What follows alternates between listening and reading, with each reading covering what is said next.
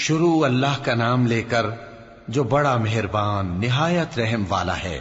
پھر ان پر نہ تو آسمان اور زمین کو رونا آیا اور نہ ان کو مہلت ہی دی گئی، اور ہم نے بنی اسرائیل کو ذلت کے عذاب سے نجات دی، یعنی فرعون سے۔ بے شک وہ سرکش اور حد سے نکلا ہوا تھا، اور ہم نے بنی اسرائیل کو اہل عالم میں سے علم کی بنیاد پر چنا تھا، اور ان کو ایسی نشانیاں دی تھیں جن میں کھلی آزمائش تھی۔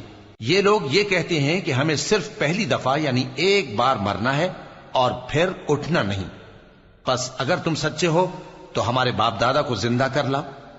بھلا یہ اچھے ہیں یا تبا کی قوم اور وہ لوگ جو ان سے پہلے ہو چکے ہیں؟ ہم نے ان سب کو ہلاک کر دیا، بے شک وہ گناہگار تھے۔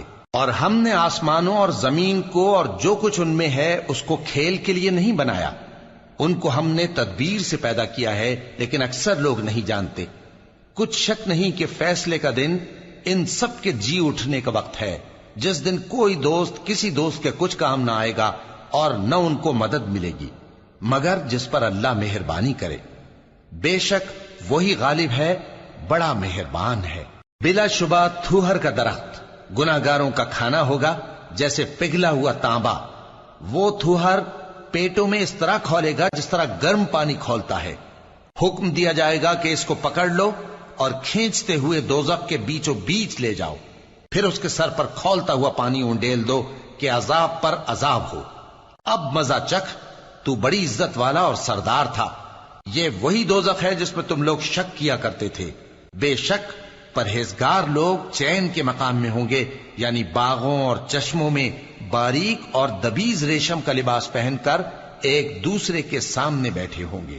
وہاں اس طرح کا حال ہوگا، اور ہم بڑی بڑی آنکھوں والی حوروں کو ان کی بیویاں بنا دیں گے۔